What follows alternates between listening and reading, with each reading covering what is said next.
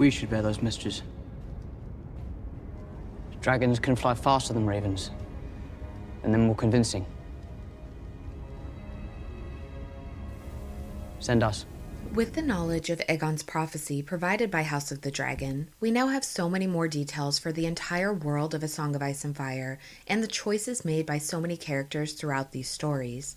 In Episode 10, Rhaenyra's sons, Jacaerys and Lucerys, volunteer to take word of their mother's claim on the Iron Throne to the High Lords of the Realm, on Dragonback, for speed and, well, you know, dragons.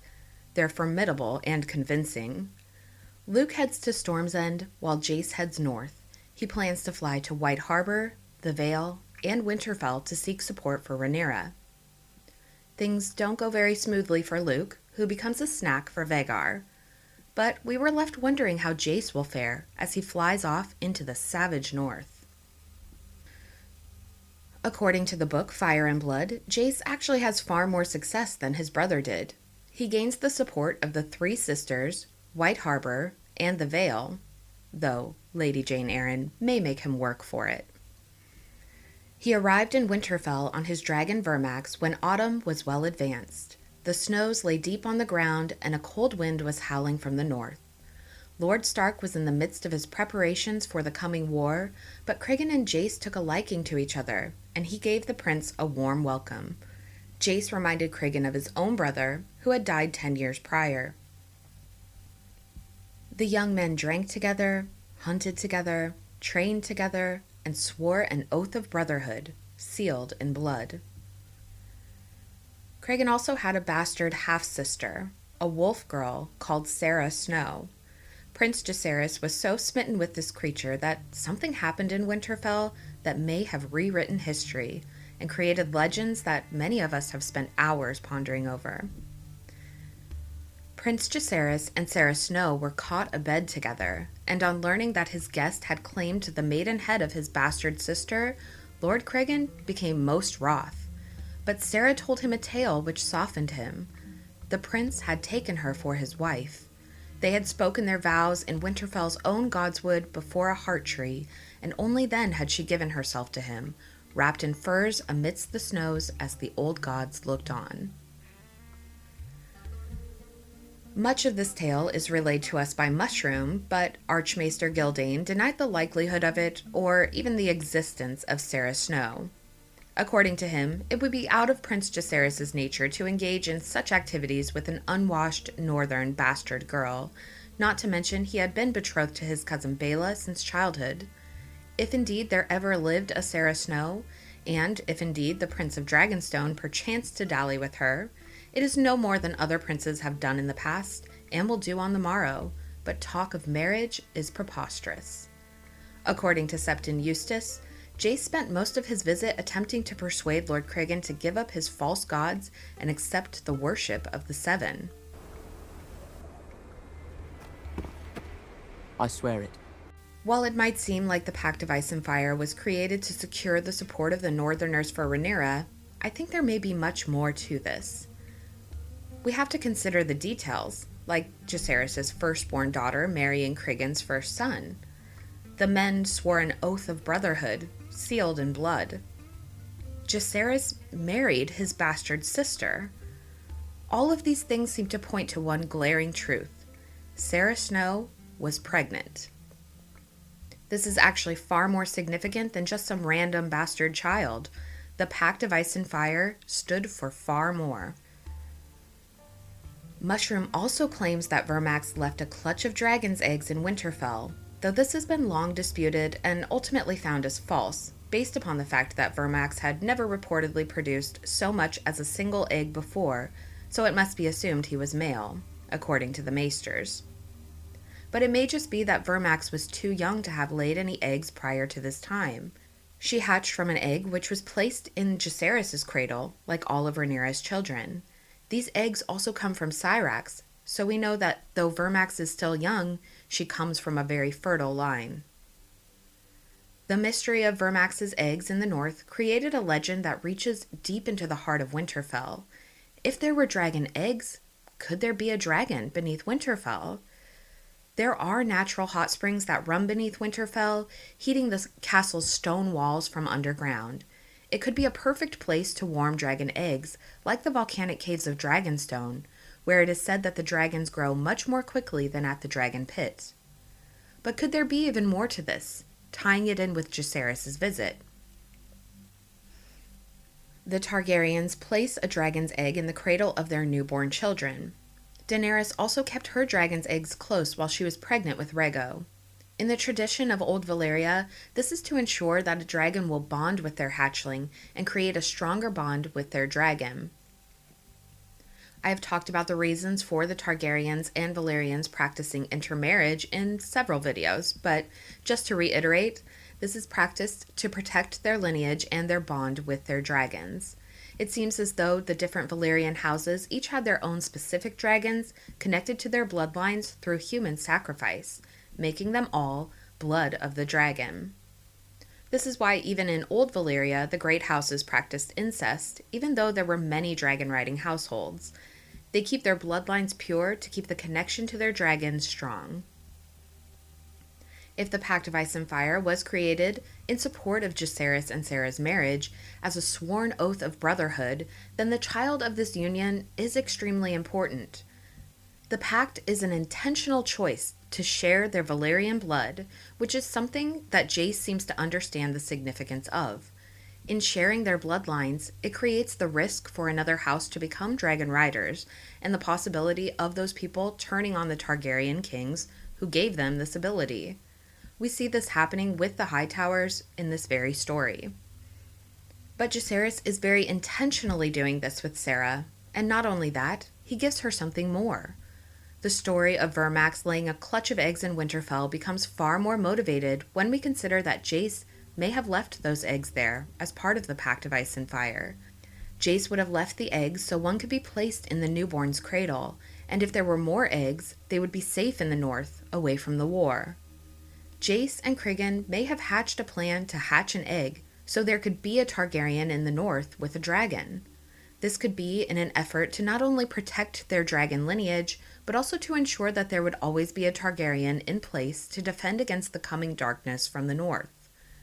Just as a Stark must always be in Winterfell, there must always be a Targaryen dragon to protect mankind from the long night. But combine the two, and you have something much more. There is something very symbolic and magical of a dragon deep within a dark and mysterious cave, and so it makes the idea of a dragon beneath Winterfell even more resonant. Prince Jacaerys did not Look.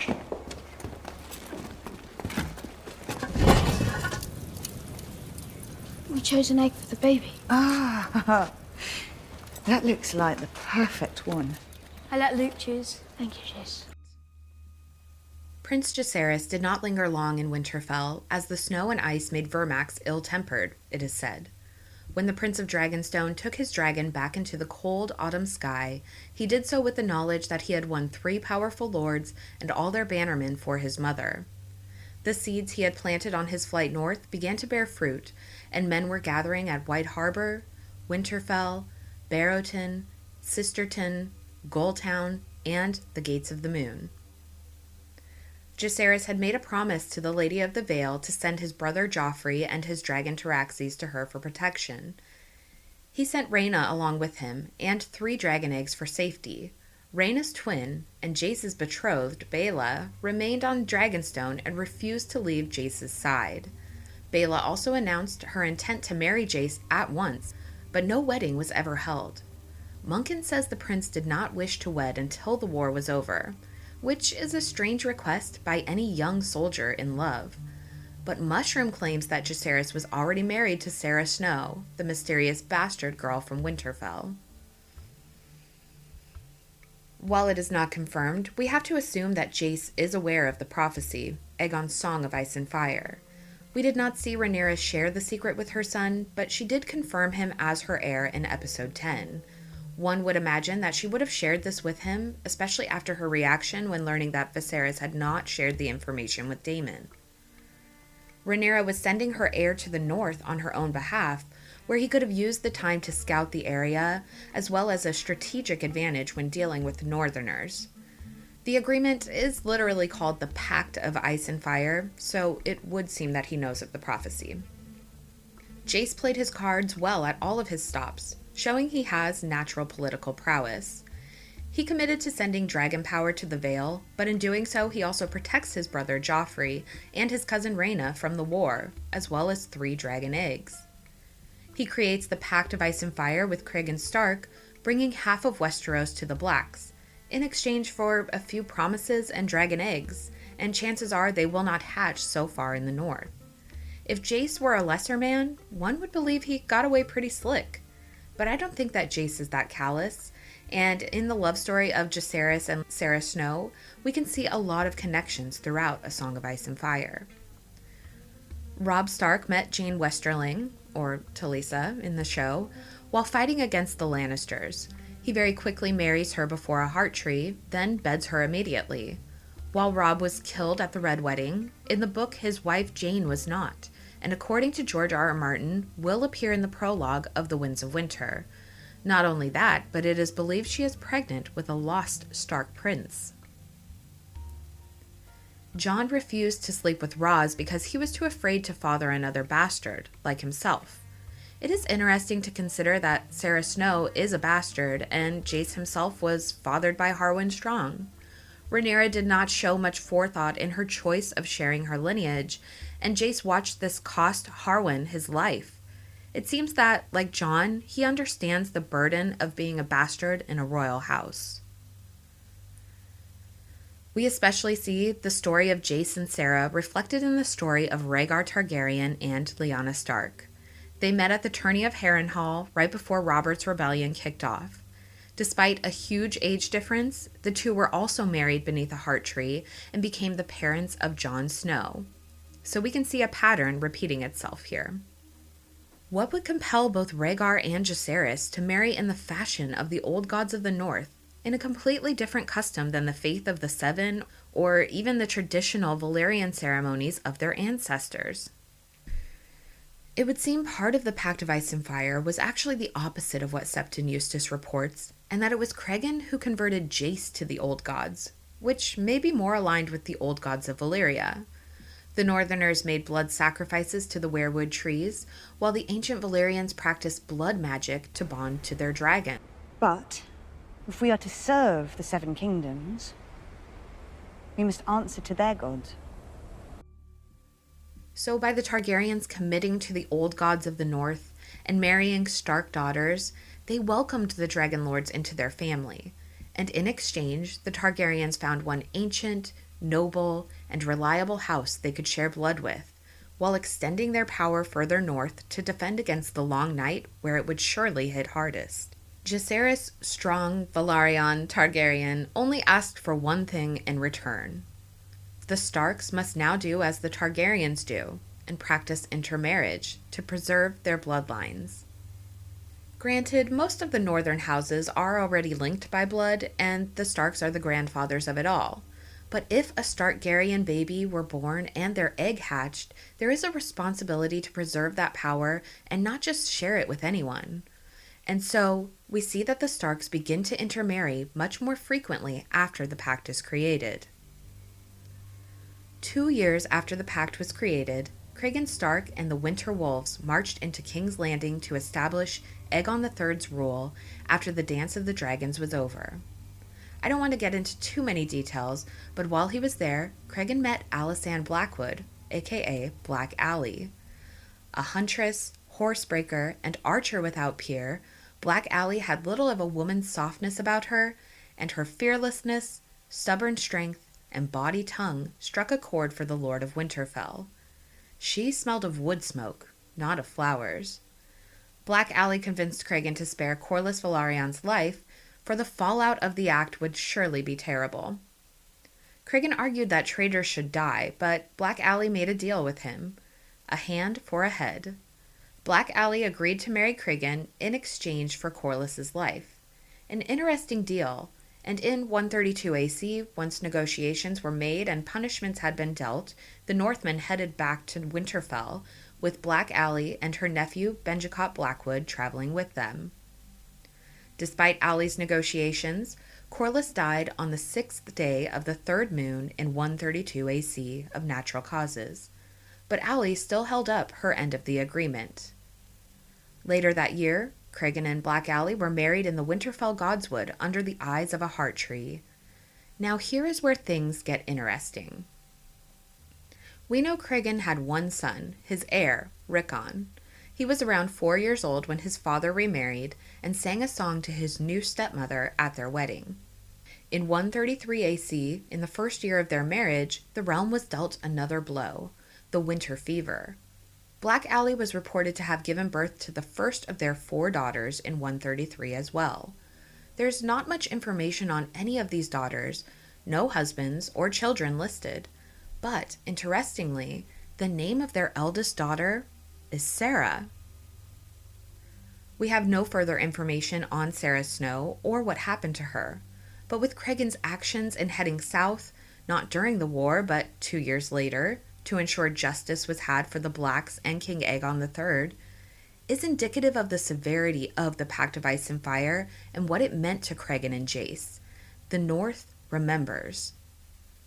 The reason for Cregan waiting 2 whole years is proof that Sarah did, in fact, birth a child, fathered by her husband, Prince Jacaerys Targaryen.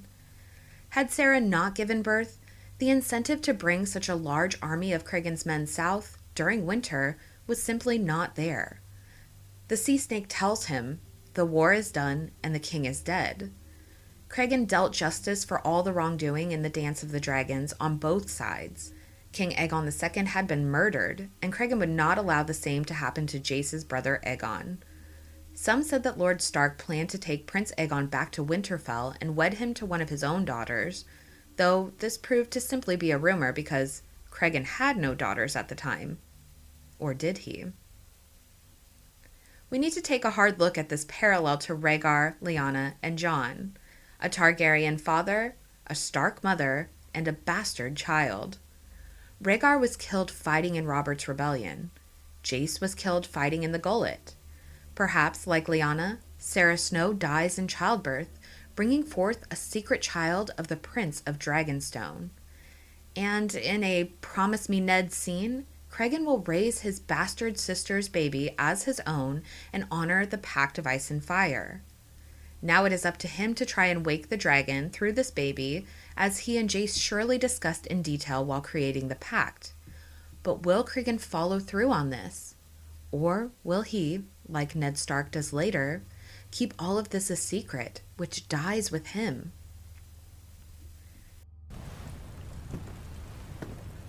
I will return. I promise. It is questionable if Sarah Snow even existed at all, but we must consider how easy it might be to hide a bastard or pretend one does not exist at all, especially in the distant north. If Sarah had died in childbirth, her death and newborn child would be easy to sweep under the rug and forget about. Archmaester Gildane cannot even confirm her existence so far away in the north. It seems very likely that this will be the case. Ned carried such pain over Lyanna's death that he could not even speak of her, and she was a true-born Stark daughter. He put off telling Jon the truth about his mother for his entire life, allowing his royal nephew to believe he was just a bastard. He planned to tell Jon the truth the next time he saw him, but that time never came, and Jon would have never known the truth. Had Sam and Gilly never found certain indisputable evidence. In Game of Thrones, Sam and Gilly find a marriage certificate on file at the Citadel, showing the marriage of Rhaegar Targaryen and Lyanna Stark. They were legally bound and married under a heart tree in Winterfell. Jon Snow was in fact not a bastard, but a true-born Targaryen son. Am I a bastard? You are a Targaryen. That's all that matters. Cregan was married a 3rd time, to Lyanna Stark. We see from this point on, the Starks began to keep their marriages much closer to home. Cregan and Lyanna had 5 children, 4 sons and a daughter. Cregan's firstborn son, Rickon, had 2 daughters of his own, Sansa and Serena. Cregan married these girls to his eldest sons with Lenara, Jonel, and Edric. Edric and Serena had 4 children. Cregan's youngest son, Brandon, also had 4 children. Why is this important? Because in the future, Cregan creates his own succession crisis. The North practices male primogeniture, meaning the succession passes through the male line. Cregan himself lives to be a pretty old man. He outlives Rickon and is succeeded by his son Jonel. When Jonel dies childless, the seat does not pass to Cregan's 3rd son, Edric, nor to his children, but to Cregan's 4th son, Barthagen. This is a very interesting choice, as Barthagen was unmarried and childless. He died fighting the Skagosi and was called Barth Blacksword. After him, the seat of Winterfell passed to Brandon Stark, whom the later generations of Starks descended from. A succession crisis follows between Brandon's grandchildren and Serena's children, and this leads into the future Dunk and Egg story, the She-Wolves of Winterfell. It seems a loose parallel to the Dance of the Dragons. Now, while this may not seem relevant to the Pact of Ice and Fire, Dunk and Egg may actually pick up where Fire and Blood leaves off and finish the next part of this ongoing mystery. The legendary duo Dunk and Egg may find something very important, much like Sam and Gilly did. Collecting dust on a shelf in the Library of Winterfell, Dunk and Egg are going to discover this old Pact of Ice and Fire. And in doing this, it explains so much more. Aegon V always hated the idea of marrying his own sister, Daella, as his father Maekar had planned. Interestingly, Aegon does something no other Targaryen has done before, and he marries a Blackwood. I'm sure I'm not the only person who has thought once or twice about what an odd choice it was for the young king, but Aeg was not like other Targaryen kings, having spent his youth traveling the 7 kingdoms with Sir Duncan the Tall. But in the future She-Wolves of Winterfell, Dunk and Egg may find evidence of the pact, and this will influence King Aegon's future choice of his wife. Cregan and Aly were married after Corlys's death, meaning it would have been later in 132 AC. Supposedly, Sarah, their eldest child, was born in 133 AC, during the winter fever. But I believe that Sarah is actually the daughter of Jacaerys and Sarah Snow, and when Black Aly came north, Cregan shared the details of the pact with his new wife. Black Aly agreed to raise Sarah as her own, and, just like Ned had done with Jon, Cregan and Aly raised Sarah as their own child. Now, while I have no proof of this, I believe that there is the chance that Sarah and Barthagen were actually married and may have had their own children. There are some clues to this. First, it is very suspicious that Edric's claim was entirely dismissed, even though he had male children of his own. Next, while we have no information on any of the daughters of Cregan and Black Aly, it is very interesting to consider that Barthagen gains the nickname Barth Blacksword. The Blackwoods famously use black in the nicknames of their family members, such as Black Aly or Black Betha, so Blacksword seems a remarkable nickname for someone born purely of the Starks. Obviously, there is another connection with the Blacks and Rhaenyra, leading back to the idea of a Targaryen in the north. So there are some striking coincidences here that we cannot ignore. It is my belief that Sarah and Barthagen were secretly married, and that Barthagen gained the nickname Blacksword as their own family moniker, much like the Black Fires. Very likely, Sarah, her children, and her sisters moved to Raventree Hall, where they lived amongst Black Aly's family after Barthagen is killed. The succession crisis in Winterfell is left to the offspring of Edric and Brandon, while a secret Targaryen Stark line hides away at Raventree Hall. The Blackwoods remain staunch supporters of both the Targaryens and the Starks throughout A Song of Ice and Fire. We will get more details with the She-Wolves of Winterfell, but it seems very likely in the discovery of the pact by Dunk and Egg, it leads to Egg's decision to marry Betha Blackwood. While the choice does not make obvious sense, the secret Pact of Ice and Fire, hidden by the cover of House Blackwood, is further carried out by Aegon V and Betha.